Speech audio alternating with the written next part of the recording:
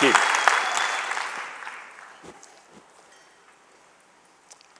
I need to file a missing persons report. I don't know where my wife and children are. As I'm standing in the police station, I have a flashback to 24 hours earlier. It was a Sunday morning, and I was walking out the door to get things set up at the church that I pastor when my wife stopped me and said, Jason, before you go, why don't you go inside and give the girls a kiss and tell them that you love them? Now, that felt strange to me, but I happily walked inside and gave the girls a kiss and said, I'll see you girls at church in about an hour. But that was the last time that I saw my wife or children for over 30 days. As I'm standing in the police station filling out paperwork, I begin to think about those moments just 24 hours earlier.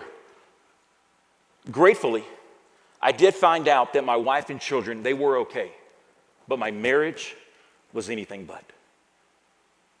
The plan that I believed God had for me and my family, it looked completely destroyed. Because over the next year and a half, a divorce process began to unfold. But I made a decision that I was going to stay committed first to my wife, but also in discovering what do you do when the vision you have for your future looks nothing like your current reality. Have you ever had a plan for your life that looks miles away from where you want it to be? Well, one day I was praying and I had this picture in my mind. I saw this prophetic vision or whatever you want to call it.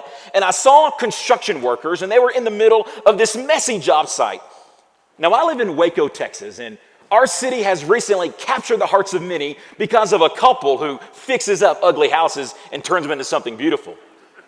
This vision that I saw, it had that same kind of fixer-upper hope attached to it. I then heard these words spoken to my spirit. Jason, your family isn't finished. It's just under construction. I then began to see this plan of what can you do to actually remove the construction delays that we have on life's journey.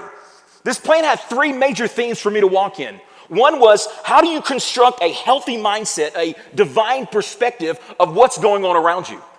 Then was, how do you learn to navigate through the construction zones of life? You know, those setbacks and difficulties that we face. And then I learned, how do you gather the real tools that you need to get you to where you want to go? I have seen people put this plan into action, and they have received joy and hope as they begin to realize that their current situation, it does not have to be their future. I believe that no matter what has happened to you, you can still walk in your divine destiny.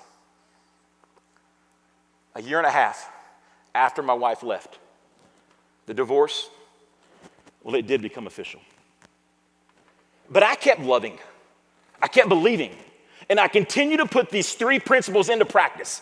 And then 2 months after the divorce was finalized, my wife came back home, we got remarried 4 days later, and she's here with me today, cheering me on.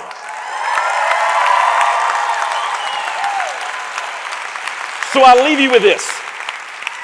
If there is something in your life that looks dead, completely lost, hang in there. It could just be under construction. If you're discouraged by how slow things are moving, have hope because you're under construction. If you are desiring something greater than you have right now, I've got great news for you. You are under construction. Thank you.